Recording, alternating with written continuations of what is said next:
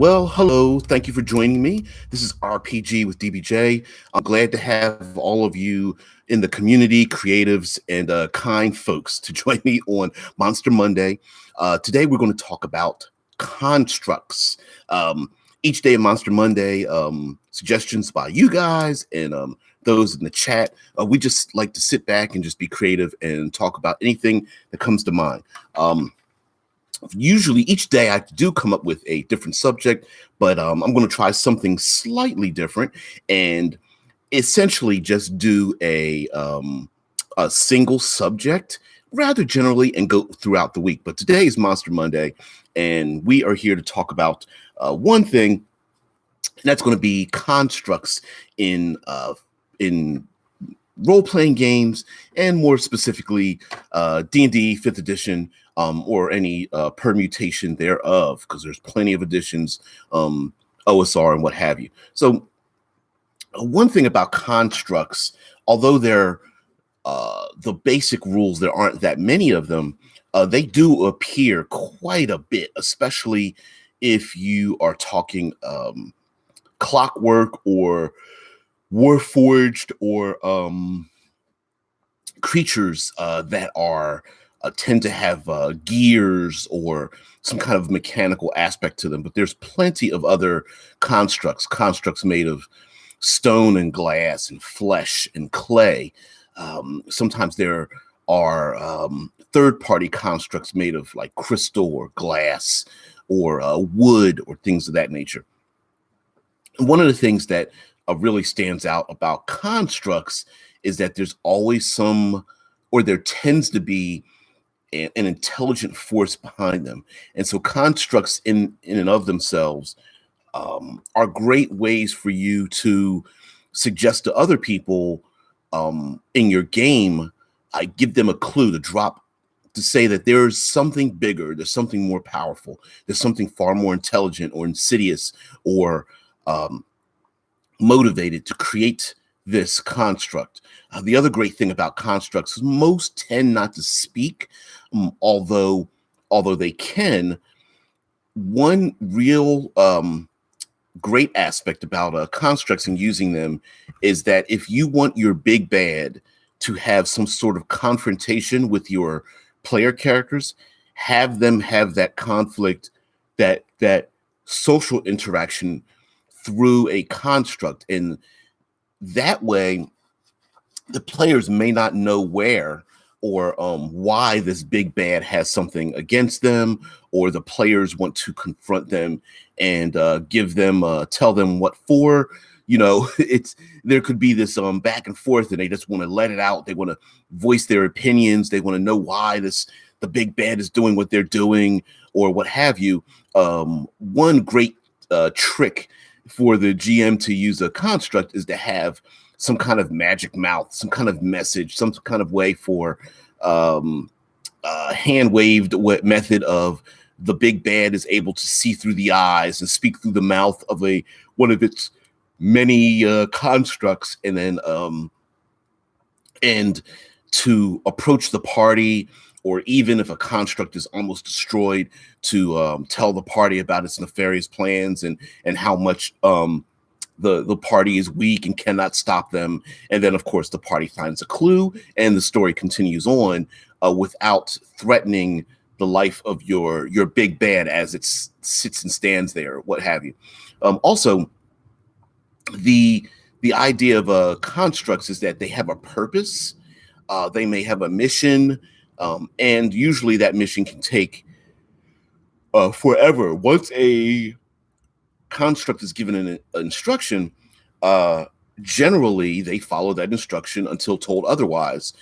And that could be whether they're guarding something, whether they are told to walk somewhere, to lift something, to keep someone imprisoned, to build some kind of effigy or what have you. And they tend to ignore the goings on around them, either by simply avoiding it or going through it. And so constructs also might be instructed to do something that really gives a clue as to what the nefarious plans are, especially if the environment around it has changed. For example, if a construct is trying to build a great monument, but was trapped underwater and could not move, and then finally, when the waters have receded, the construct comes out of the water, but all of a sudden, it's been a couple hundred years, and a village has grown up near this riverbank, and then now this construct is walking back and forth through this village, gathering supplies and ignoring the calls and pleas for help from the people as he walks through people's walls, rips up their belongings to build this giant effigy or monument or something of that nature. Also, because constructs are given instructions, you as the game master do not really need to have you can avoid the, fight to the death kind of thing, especially if the construct is there for a specific purpose.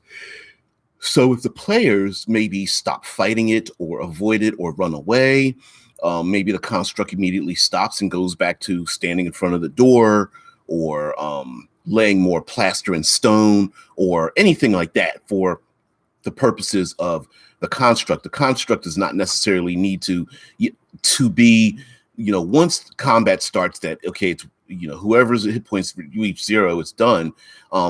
You can modify its behavior narratively by just saying, okay, the construct will only leave the door to the chamber of the dead king, and only walk maybe 50 feet away. And after that, it's just going to stop and go back to its original position. Also, you could have an idea, the idea of having constructs and not necessarily having one big bad, because usually that's the idea, right? There's an alchemist, there is a some kind of crafter, or even with the flesh golem, there's some kind of Frankenstein scientist who's trying to create this beast or something. But constructs, changing the origin of the construct is an idea as well. A community could build a construct, a lost civilization. It could be could have been created for war, such as the Warforged in Eberron. The gods may have blessed someone with this knowledge, or the gods themselves may have joined the parts together to create a construct. So maybe it's not a mortal being, but instead a greater force that puts them together. It could even be an elemental being or force or fey creatures that have placed together these beings to protect their woodlands. So fey creatures may build a clay golem or a wood golem, or even take the body parts of those that have slain and walked into the dark wood and stitch them together to become something else. Also, constructs are really, if you wipe away the just do a reskin and just use whiteout or a black magic marker and take out certain words and just replace them with other things, they're easy to reskin as creatures that are associated with others of its type. So a clay golem or a stone golem could very easily be an elemental creature and not necessarily created by someone else, but maybe it's an elemental force that has gone into the earth to create this earthly thing that is humanoid. Scott Poe says, Flesh Golem, who outlived his wizard creator and inherited his keep, now years later he's kidnapping villagers to replace body parts. That sounds horrible, nasty, and awesome. Because who's to say that the golem itself, although generally doesn't say much but continues doing what it's supposed to do, does not necessarily mean that it's stupid, right? If it's given adequate instruction to perform something, maybe it is trying to continue the work. Like you said, a flesh golem, a Frankenstein-ish like creature, and who's to say that it has just 2 arms, right? It could have multiple arms and or heads and or other loose body parts thereof, and could be trying to continue these experiments. And it thinks it's doing it for good because maybe the old creator was doing it, trying to do something good, like bring back its lost love or something. Or it could extremely be extremely nefarious, right? It is trying to experiment with necromantic magic, necrology or something. And this is the perverted alchemical or scientific version of magical necromancy. Or it could just be a necromancer, and the flesh golem is like its original form, new form, whereas like skeletons are where it's really, desiccated, or has really decomposed, and zombie is like maybe in the middle, but a flesh golem's like brand new. Scott Poe says the OG Frankenstein's monster was smart, if I remember. As a matter of fact, if I believe it was smart, it was just confused because it had these older memories and was trying to decide between the old memories and its new life. And then there's the show Penny Dreadful. It didn't last very long, and I'm not sure how popular it became. But in Penny Dreadful, that Frankenstein's monster was quite intelligent, and the gentleman that created him educated him with the greatest works of art and literature that there were available at the time. And the Frankenstein's monster, I believe he named himself Proteus or Protean or something. And he educated himself greatly. Now, he still looked rather horrible with, pale skin and cold hands and facial scars, but it doesn't necessarily mean that construct isn't brilliant. Doesn't mean that it cannot learn from its environment, which is another thing, because maybe a construct is trying to is confused as to its place in society, or confused as to its background, and so it has may have a dichotomy between its life now and its life in the past, especially if it was created with the mind or soul or body of someone that has died. But with other constructs like clay golems and stone golems or something, what if I don't know, gemstones were buried with the dead, and then their spirits go into these gemstones, and those gemstones are placed into the foreheads of constructs. If you're using, I once used constructs as for lower level parties. You can use constructs and make puzzles or keys to turn them on or off, or get them to stop doing what they're doing. And I made this puzzle. It was really, really basic. And essentially, each of the mechanical iron golems, which the lower level party could not hurt, essentially, would be very difficult if they tried to gang up on them. They each had a keyhole in their back, and around their necks, they were carrying a giant key. And so they had to figure out a way to grapple with, or jump on the back of, or sneak a key off of the neck of one iron golem, and then use that key to place it in the back and turn off another iron golem. And it was a very simple thing, but yes, you could do that with other golems by maybe finding clues about their past, to get them to either be confused or convince them to stop doing what they're doing, or maybe finding family members who remember them and have to convince them that, hey, this wood golem or stone golem is the returned life of your loved one. Golems could also be used for air quotes goodness, and they could be eternal guardians or something, but their mission may not exist any longer, but the guardians are still in existence. So for example, there could be a society where ancient warriors and knights give of themselves, and the community wants them to continue their eternal devotion to protecting the borders. And so when someone dies or is near death, their spirit is then put into, or maybe their body is sunk into, or some kind of method of magic and or science to bring a living person into the body of a construct so that they can continue their eternal vigilance. And it could be that this, especially in the higher magic setting, if you want this, you could have stone golems or iron golems or what have you, These are constructs that guard the borders or doorways or something, and because they are these eternal guardians, maybe they are unmoved by simple things. You can't bribe them. It's very difficult to trick them. They don't want of anything. They don't need to rest. They are constantly on the battlements or at the doors or at the gates, patrolling around. And it could be that they are, they're like the watchdogs of this society, for good or bad. It could be that they're protecting whoever's the king. They protect this city state, and maybe the king and his allies are evil, but the guardians are like, they're the lawful neutral version. Like, they are just like, look, whoever's in here, we protect.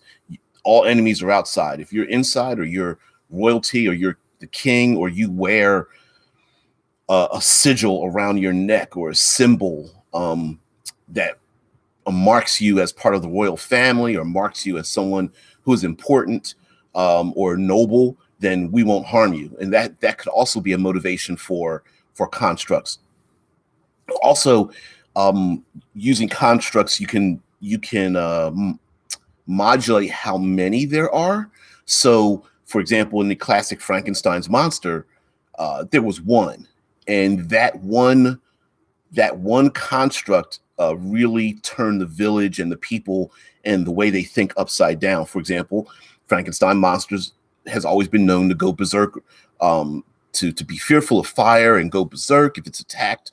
But a small child was able to talk to it, and it really reached into its soul, and so it became nice. It became very passive, and so maybe one construct for like a low-level party may be something that terrorizes a city, is doing undigging out a wizard's tower that was covered by a mudslide, 200 years ago, and now it's trying to dig out the rock and the mud and expose this wizard's tower.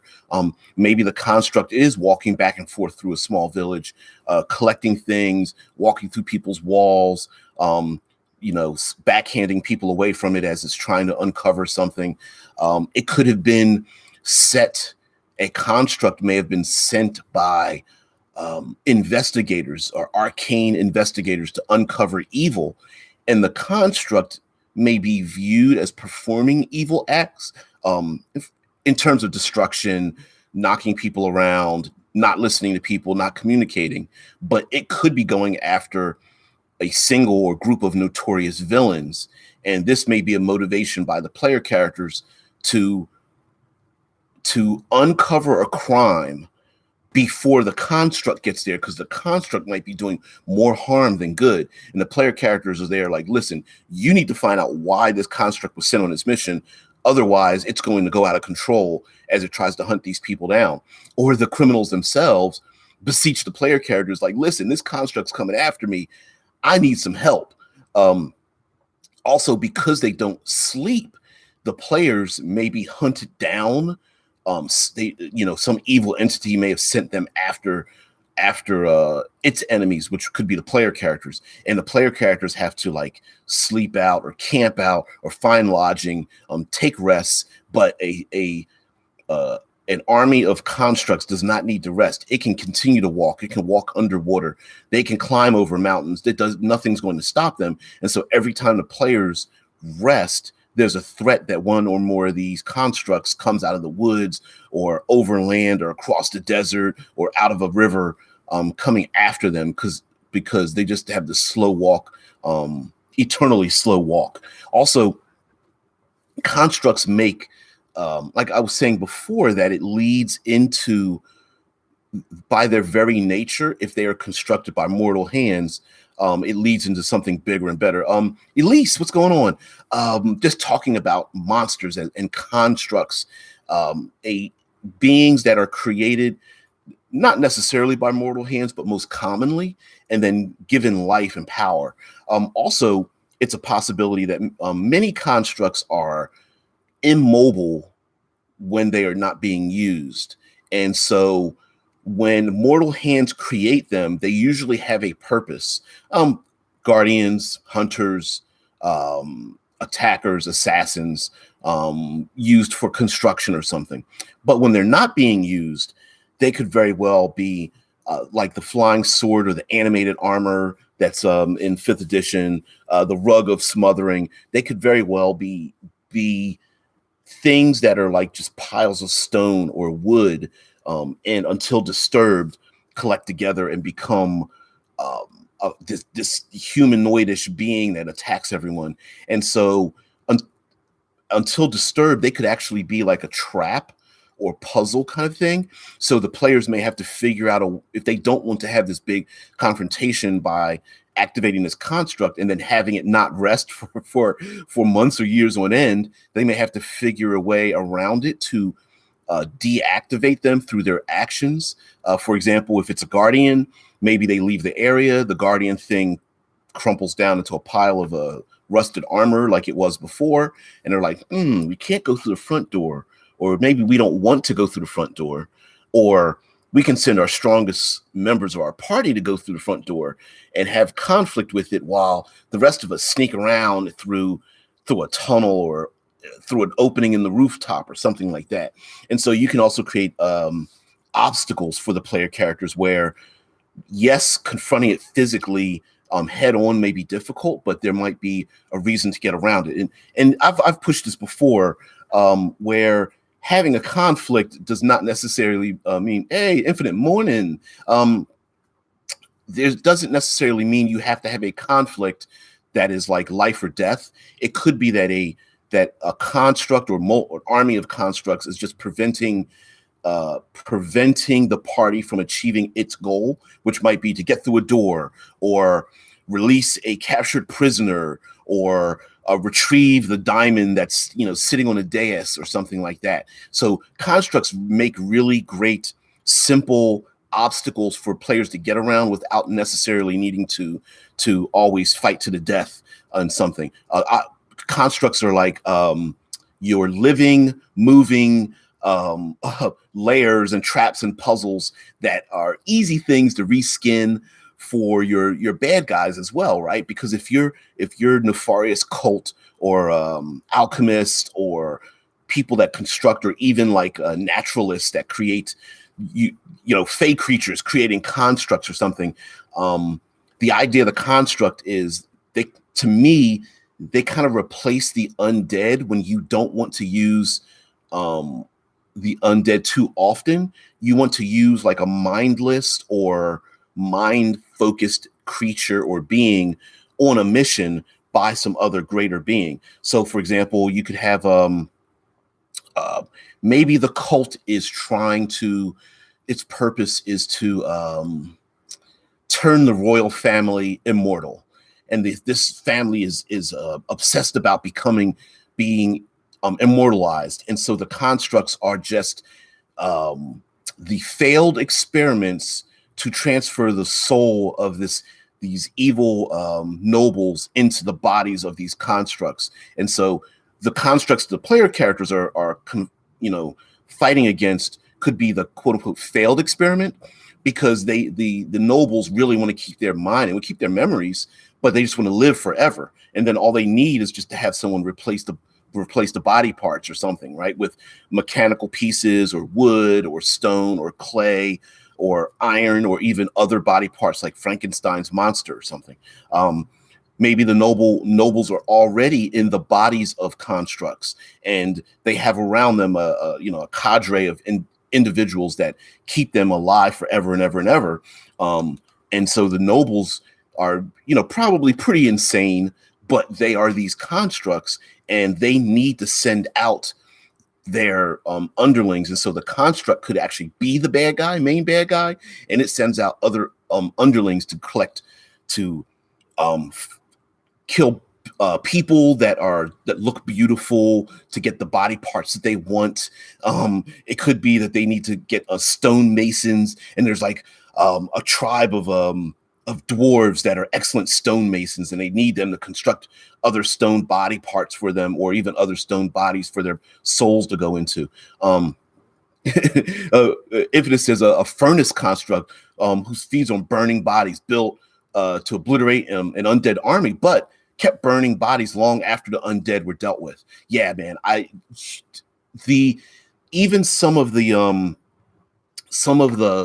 air quote weaknesses of some of the constructs can lead to some of the stories. So, for example, some of these constructs, let's go with like the clay golem. If we go with the clay golem, it says it has something about it going berserk, and a lot of the constructs have this berserk function in them. So, like when a berserk clay golem starts its turn with 60 hit points or fewer, there's a chance that it goes berserk. And let's see, does it tell you how to stop it? No, I think it's the flesh golem you can convince to stop it from going berserk. What do we have? The flesh golem. Flesh golem, you can the golem's creator, if within 60 feet of the berserk golem, can try to calm it down by speaking firmly and persuasively. And there's DC and persuasion checks and things like that. It seems to lend itself that constructs are really great for having limitations in them. For example, like the iron golem is actually regains hit points when it's exposed to fire. And so you can lead itself to say, okay, well, let's say the fire golem, fire golem, furnace golem, like this iron golem with inside of it, there's this great fire that was designed to fight off an undead army, and it grabs the bodies of the undead, the skeletons and the zombies or whatever, and opens up his chest and shoves them in and burns them. And then trying to burn them down actually heals them. It fuels their fire and whatnot. And so maybe the iron golem now is addicted to finding like hot coals or going near volcanic areas to put inside of itself, feed itself this heat so that it can continue its mission of killing the undead. Now, it could be that the undead were, say, from an enemy nation, and so now the undead are gone, but anyone that's a member of this enemy nation is now its enemy. It could be a mistaken identity. So a particular race, like, we tend to think of humans as being, undead. So maybe it's trying to kill humans, but ignores elves and dwarves and dragonborn or something. Or the undead army could have been from one particular race, like they were all undead tieflings or all undead gnomes or something. And so it has a racial bias or a regional bias, or something of that nature. Or maybe it sees the crest of a certain house, and maybe there's multiple dozens of houses, but whenever it sees the banner of a certain house, it goes after those people who are using that banner.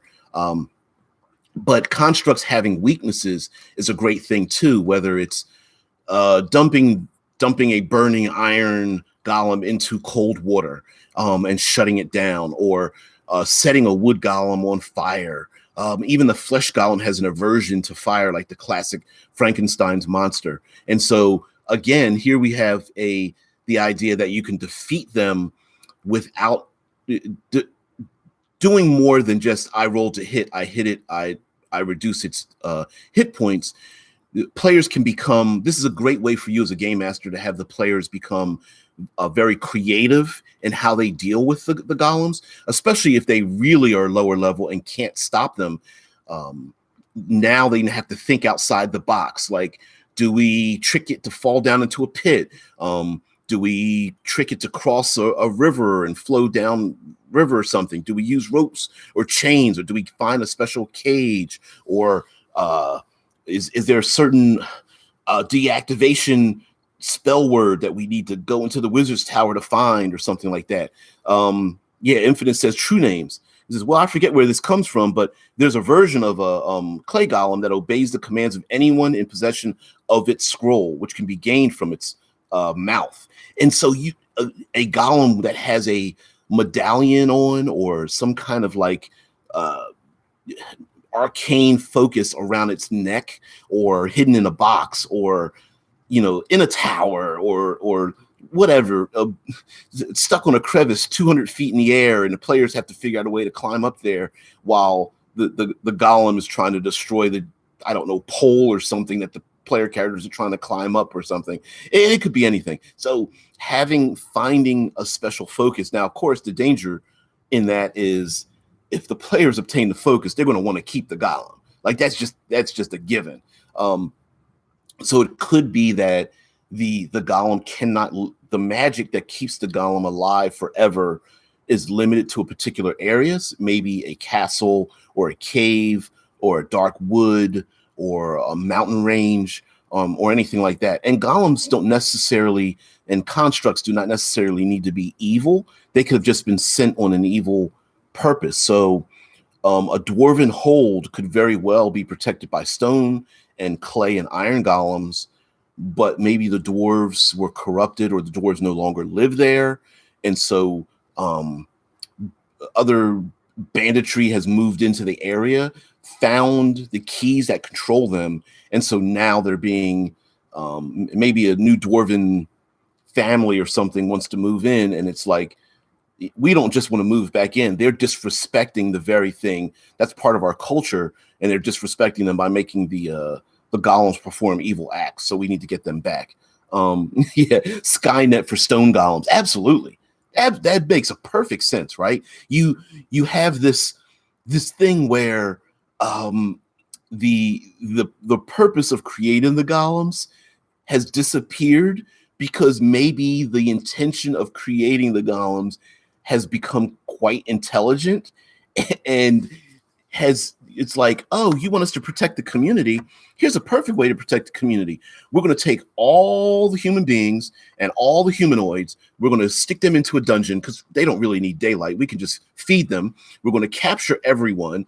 We're going to enslave them and use them as labor to create more golems because, well, I mean, you don't really need freedom. We're just here to make sure you're alive. So physical activity, fine. If we get enough people, it could be this quote weird logic that the golems have, like a like you said, like a network of stone and iron golems that are controlled by a bigger and more powerful thing, almost like a illithid master brain or something.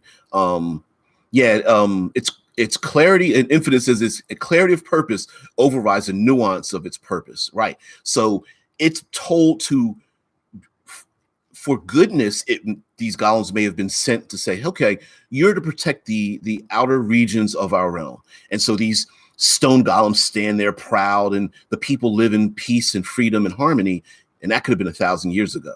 But today, it's like oppressive. The people keep their heads down and they go about their business because the stone golems don't let them do anything except build and support the community. They're not allowed to have fun. They're not allowed to have conversations or gather in big groups or something. It's like dig, build, move on, eat, go to sleep, breed, keep going on. Like it's just, you have no life. And if you break these rules, it will they'll very kindly, very, very gently tell you, no, you are not allowed to do these things, but it could be very violent. Like if you intend on gathering in groups of 6 or more, we must give you a warning. And then it grabs up, a young lady's arm or something like that and breaks it in half as she's screaming, and it holds the lady dangling. And it's like, this is just a warning. We will heal this wound because we need you to be a protective member of society. But for now, just understand that this type of injury will happen to all of you if you refuse. And then, of course, they send the girl off to have her arm, of course, without pain reliever, right? They're just going to wrap the arm up and reset it. And then she's got to get back to work in a couple of weeks. But everybody else better be in line or you might get smacked in the head, and the Skynet itself might be, you could reskin a ghost or a white or some kind of like undead creature or spirit creature or something like that. And it could link all of the stone golems. So the stone golems may not even have any intelligence on their own. They're just being modified, or even you could reskin an elemental or a Jinn or a Freet or something like that. It doesn't even have to look humanoid, right? It could just be a big brain or a big eye or something. And it has powers to lash out and everything else because, hey, it's supposed to protect the community and it's continuing on its mission. Also, you could have a the constructs, the golems may have been unearthed. Yeah. Infinite says the spirit of a long decimated earth elemental. Yeah, absolutely. We constructs do not necessarily need to relate to higher technology, right? They don't need to be made from alchemy and chemicals and gears and people using science. It could very well be a natural order. So an order of druids wants to protect the woods, and so creates these wooden golems or clay golems or stone golems. And they could have been the end result of harnessing the wild and powerful energies of elementals. And so, they're using storms and the earth and shaking the ground. And maybe the spirit of these elementals, maybe they don't want to go back home. This could maybe the construction of the golems is the elemental spirit's way of trying to become mortal, because it's now existing in the mortal realm. It now has an identity and is starting to create an identity of itself. And so maybe an earth elemental, fire elemental, air elemental is just, it doesn't have a form, right? It's just a wild elemental under the control of something that summoned it. But its power maybe creates a humanoid-ish body for it as it tries to more and more live as a humanoid. Right. Infinite says the dust and dirt of the city reaching out into the conscious minds of the stone constructs, twisting their purpose to meet the vengeful needs of the elemental. It could be that, like you said, a construct could be fueled or created by the city itself. The city could have be on a ley line, or the city founders built this city with a great power.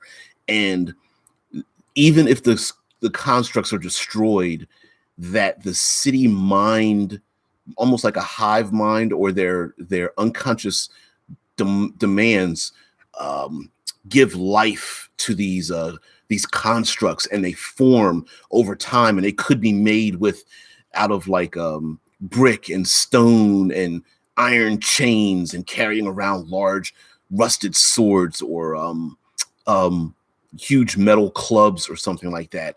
And maybe the city is like a city of shadow, and there's nothing but thieves guilds and people backstabbing each other in the city. But these golems, all this crime, maybe they're trying to stop the crime in extremely violent methods.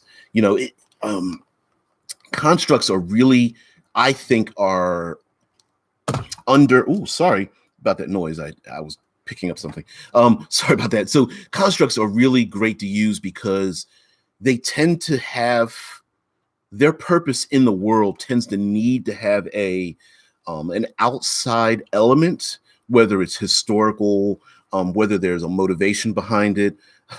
Cylons. Yeah, there's another great thing, right? You could have imagine creating golems or constructs, but they are hidden from people because they are encased in living flesh.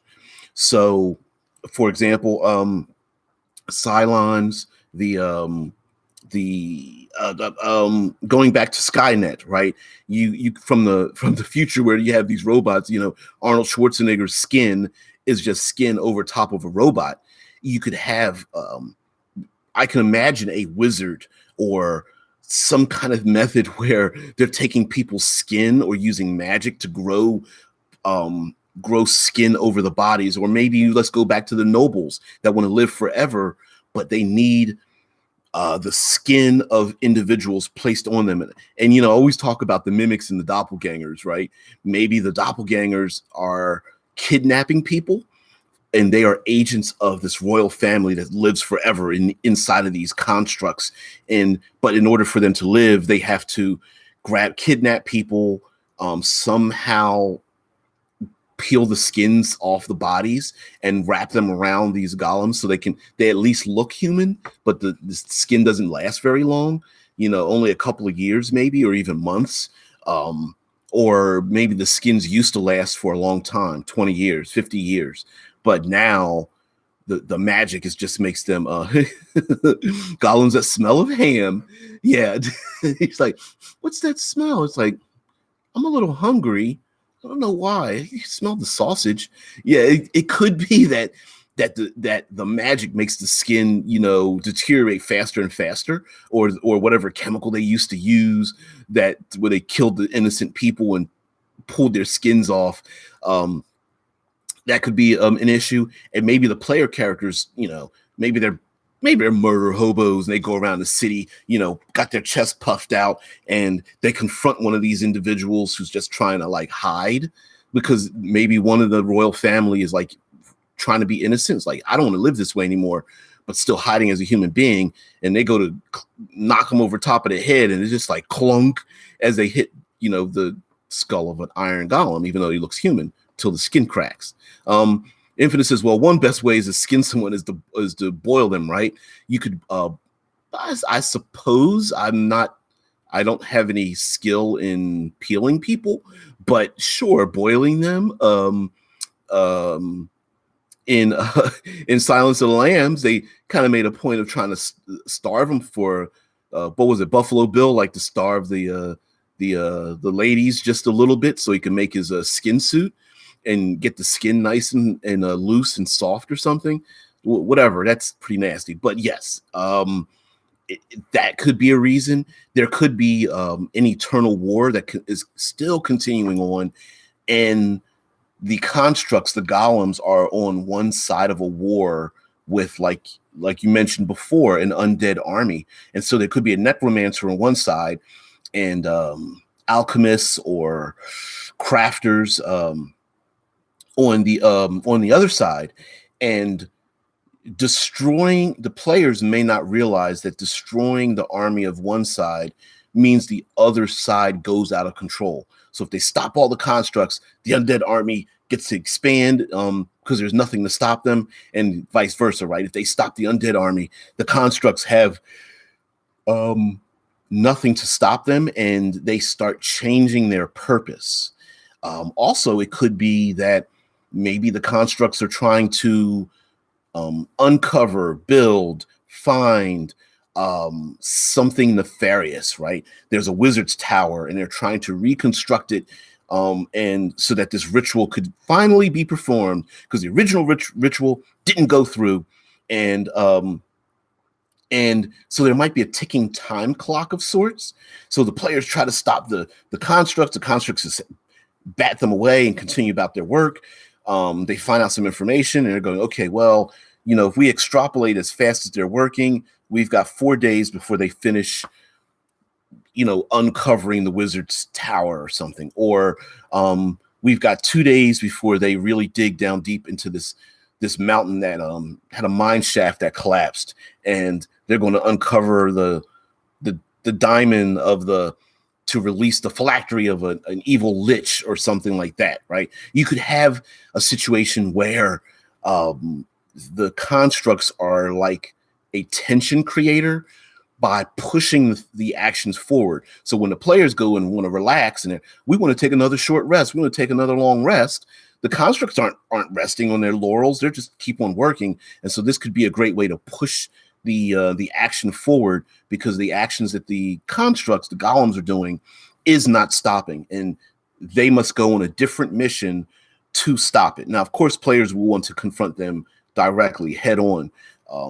It also could be that the players mistakenly think that the constructs are doing something evil or destructive, whereas the person or people, the greater power that owns them or created them, needs them to do something. For example, the constructs don't explain that they're trying to create levees or a great wall to protect something. Like, for example, let's assume you're in a world like Game of Thrones and they're trying to construct this big giant wall, but the wall is dividing the nation in half.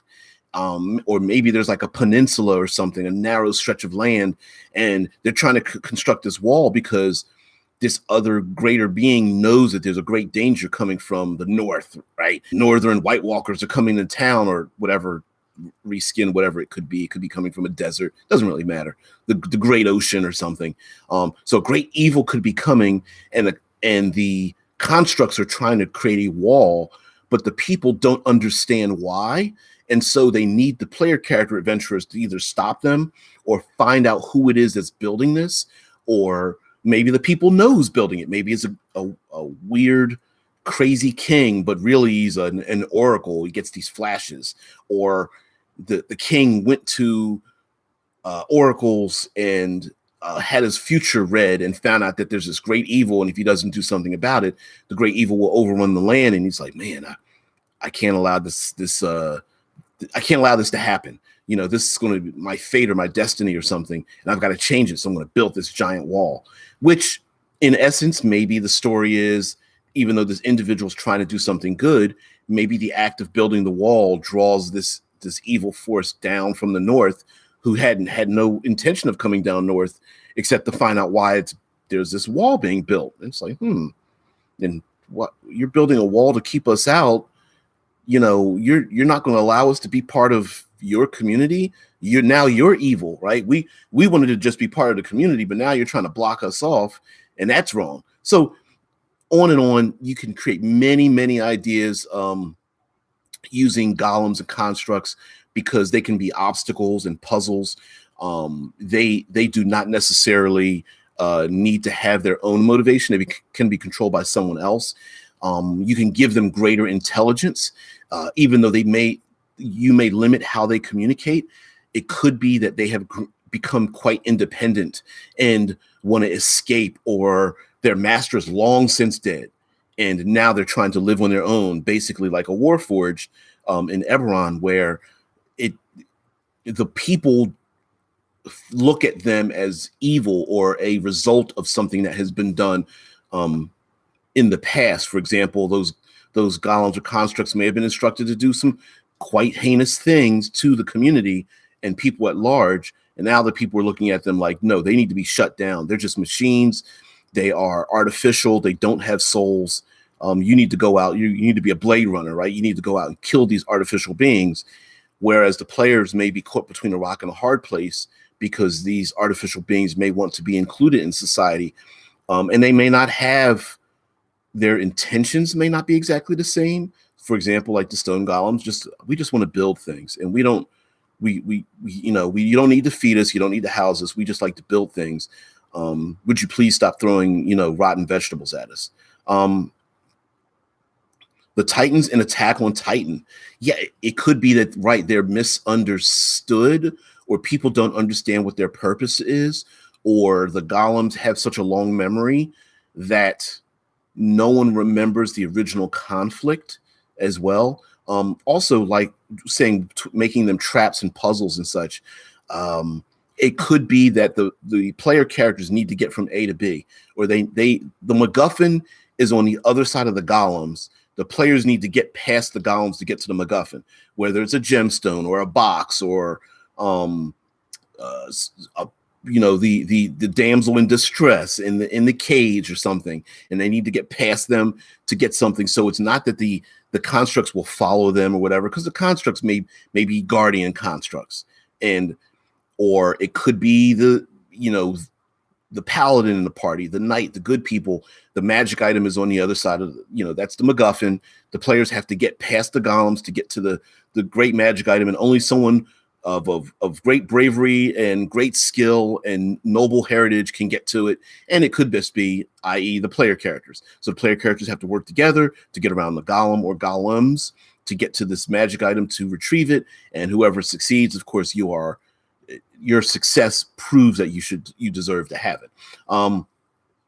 Also, they make great lead-ins for your bad guys. So if you really want to have the soliloquy, or you really want to have the I'm the bad guy speech to the player characters, and you're not going to stop me because I'm going to cast a spell that's going to summon, I don't know, a meteor down to Earth, and we're going to start Earth or life all over again because I'm an evil-ish druid, and life has expanded too far, and you're trying to cut down my forest or something. It can absolutely speak through the mouth of, say, a wood golem or a stone golem or something, of the clay golem, and then the player characters get to go. You can have the verbal interplay back and forth without your big bad being there and getting a shot through the neck by the archer, or being blasted by a lightning bolt by the mage halfway through your campaign, right? Maybe every time it sees one or more of these golems, it has this conversation with the player characters like, you've gotten this far, but there's no way you're going to get past my, fill in the blank, right? Or you've exposed your hand, player characters. Now I know how to attack your weaknesses or something, whatever. Big bad guys, really arrogant, likes to talk and beat up the player characters verbally. And so this could be a good way for you to do that because it takes out a construct. There's another one right behind it. Also, lastly, I will say that constructs and golems usually, I believe in Advanced Dungeons & Dragons, 2nd edition, they had these books that were magic items where it showed how to create golems. And then I believe later on, even Pathfinder and some other games, it actually had like a list. There were magic items like tomes or grimoires that had a list of the magic spells that you needed to gather together to create a golem, plus the material components and the amount of time, et cetera, et cetera. Yeah. He says, yeah, and they cost a ton of experience to create as well. Well, there could be an adventure where the player characters know that there's another entity, party, what have you, trying to gather together everything needed to create golems. So it could be that they're trying to, gather, I don't know, irons being imported on a sailing ship, and that ship sank and everything in its hold was stolen. And then, I don't know, maybe it needs some kind of powdered gemstone, and a jeweler was killed and did this, very expensive thing and powdered these gemstones. And it's like, why would they powder a gemstone? They were probably very expensive. And why was a jeweler killed? And so this could be like a mystery, a thriller, kind of like uncovering this evidence as this cult / alchemist or what have you is trying to gather everything it needs together, and then killing any witnesses along the way so no one finds out, which of course the player characters find out. Maybe there are clues in the campaign that are all separate, but the players start piecing them together, and no one believes the player characters. Like, no, the ship just sank. Someone stole the stuff. It was just pirates. And you're like, no, they're not just pirates. They're actually collecting materials to construct these golems. Or maybe one of the player characters notices something wrong in an open grove in the woods, and these unique trees were cut down, or maybe the trees used to be treants and they were killed and cut down and harnessed for their bark and their wood and their branches. And the player's like, wonder what this is about. And then maybe somewhere else in a big city, the gemstones were collected, and then maybe someone else found a grimoire or something. Infinite says a jealous dust nephic guides the players to stopping and destroying these golems because it wasn't made into one. Yeah, yeah, like a little professional jealousy, right? Like it's this. I don't want a golem around because I'm the one that's supposed to be the servant or something. Or maybe like the methods are what powers the golems. So if it can collect, maybe the wizard's long dead, but the methods, which were dust methods and steam methods or whatever, that are hanging around, know the clues how to create the golem, because the book's still there but the wizard's gone, and it's like, oh, we can become even greater. Infinite says, what if the methods were the byproduct of the golem creation? They could have been the creation. They could have been the unfinished creations. Oh, here's my cat, and my cat's deaf. Sorry. Come on, kitty. Cat's got a toy and thinks of it as a mouse. Sorry. Um, so anyway, the methods could have been summoned or created, and maybe the methods are the golems. Um, they could be maybe the creator advances their, I don't know how to explain, like advances their biology. Like first you start out as a method, little small thing, and then graduate up into like a golem, maybe then graduate up into an elemental or something of that nature.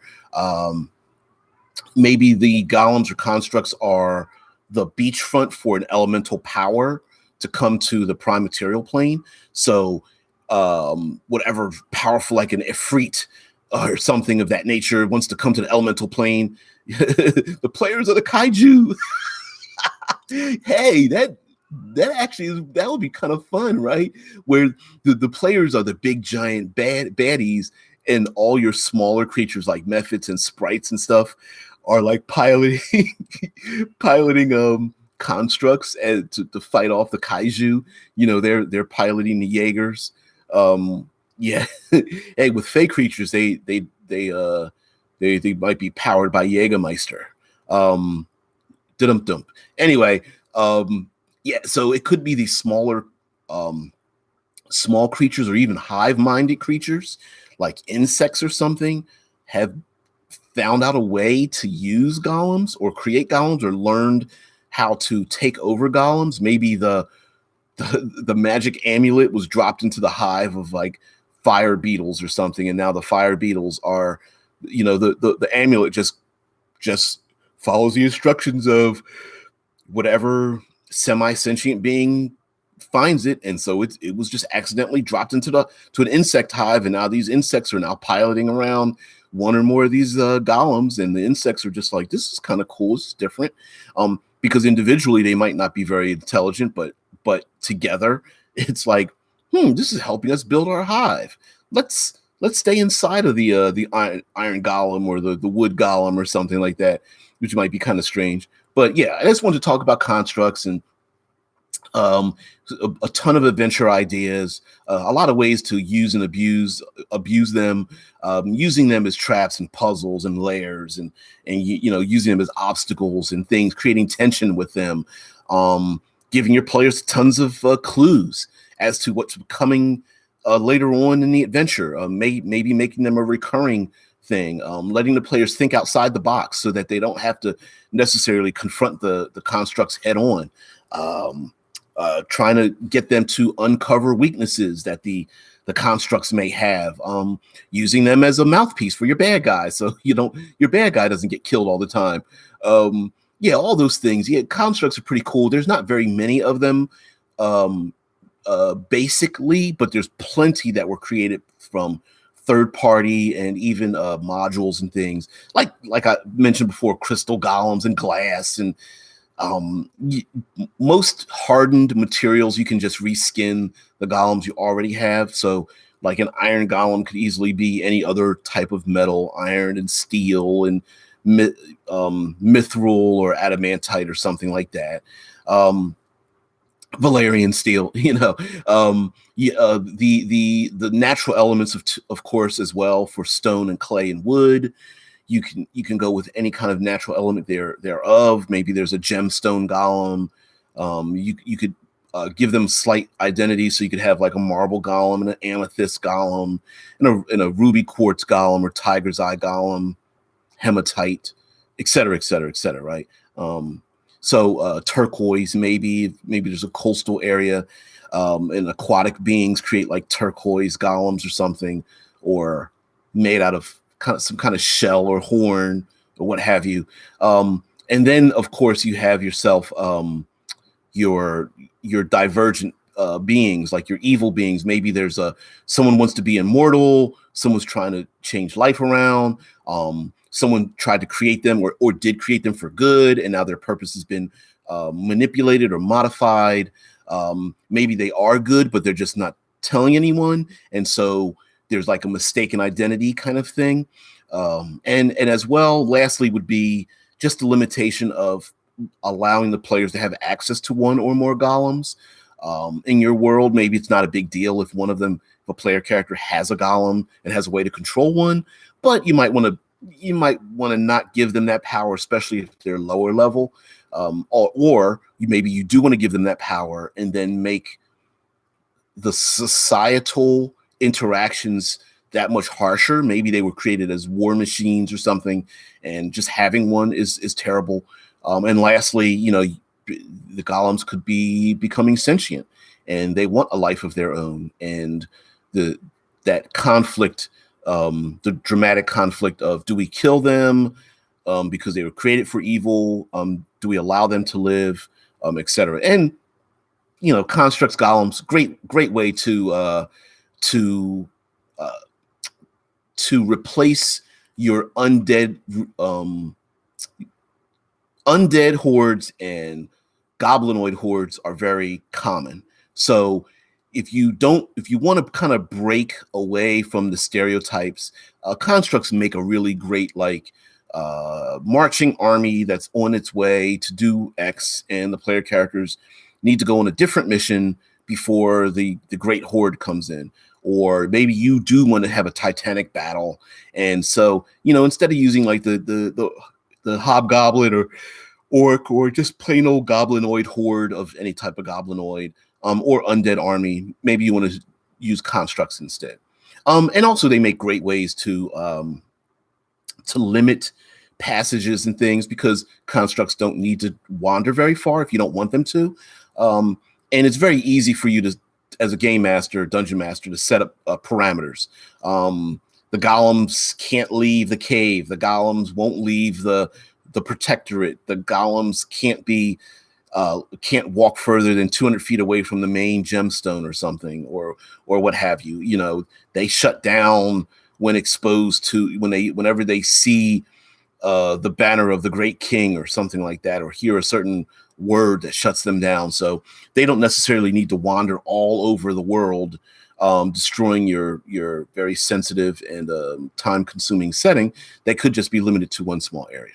So anyway, I'm DBJ. Thanks for joining me on RPG with DBJ. I will be putting all the information down in the doobly-doo.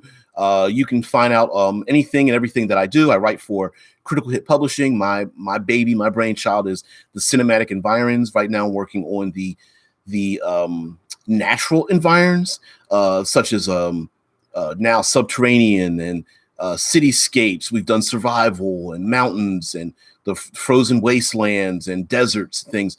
And so we will be doing, swamps and jungles and subterranean and others. We even have like an aquatic book out there, and just dealing with those, using the environment, using them as your traps and puzzles and layers and obstacles and hazards and things to overcome, either by themselves or in a combat of its own. And so I'm always pushing for that third pillar. I consider myself to be a self-appointed third pillarist, and I'm always pushing to use the environment, and just happen to be talking about monsters in the environment at the same time. So anyway, guys, thank you very much. All of you creatives, community, and such, thank you for joining me. Love to have you, and thank you for joining me on these rambly, let's deep dive down into some strange thing. So guys, have a very good day. I'll see you tomorrow.